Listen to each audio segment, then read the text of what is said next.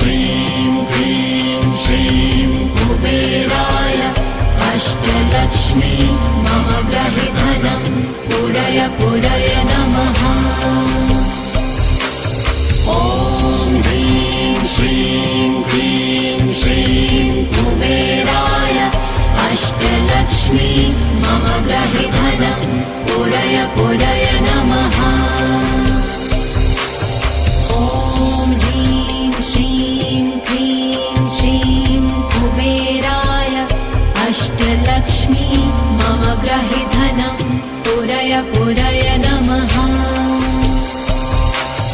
ॐ ह्रीं श्रीं क्लीं श्रीं कुबेराय अष्टलक्ष्मी मम गृहे धनं पूरय पूरय